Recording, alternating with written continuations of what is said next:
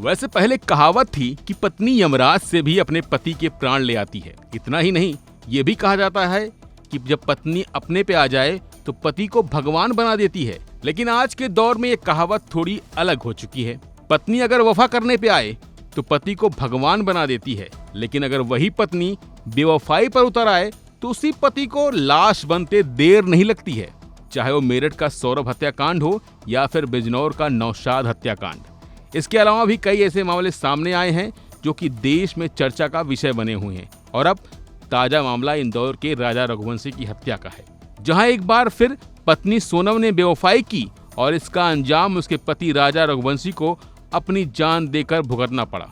और अब राजा रघुवंशी हत्याकांड में ये खुलासा हुआ है कि पत्नी सोनम ने अपने प्रेमी राज कुशवाहा के साथ मिलकर पति राजा की हत्या की साजिश रची। इस मामले में सोनम सहित 4 लोगों को गिरफ्तार किया गया है। साजिश के तहत सोनम ने 3 भाड़े के हत्यारों को हायर किया था।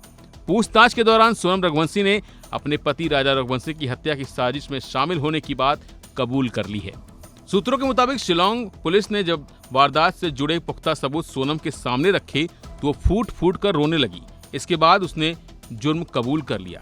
लेकिन इन सब के बीच एक बात जो निकलकर सामने आई है कि सोनम ने महज अपनी एक कसम या फिर अपनी एक जिद को पूरा करने के लिए ये पूरी साजिश रची, जहां वो राज से प्यार में इस कदर पागल हो गई थी कि वो किसी भी सूरत में उससे शादी करना चाहती थी। हालांकि घर वालों के दबाव में उसने राजा रघुवंशी से शादी तो कर ली थी, लेकिन उसका दिल अभी भी राज के लिए ही धड़कता था।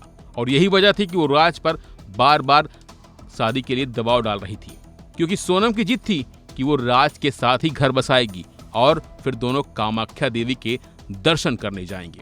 अपने परिवार की चिंता और राजा रघुवंशी के घर वालों की वजह से कई बार राज ने अपने कदम पीछे खींचने चाहे, लेकिन सोनम राज से शादी करने की जिद पर अड़ी हुई थी। वो ये छोड़ने को तैयार नहीं थी। वो किसी भी सूरत में राज से शादी करना चाहती थी और इसमें सबसे बड़ी मुसीबत राजा था।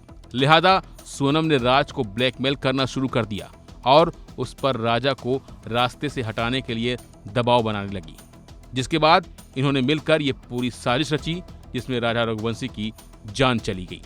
कुल मिलाकर सोनम की बेवफाई और उसकी जिद ने एक नहीं बल्कि 7 परिवार तबाह कर दिए। और अब खुद को बचाने के लिए सोनम हर कोशिश कर रही है, लेकिन वो शायद भूल गई है कि आपको अपनी गलती की सजा यही भुगतनी पड़ती है।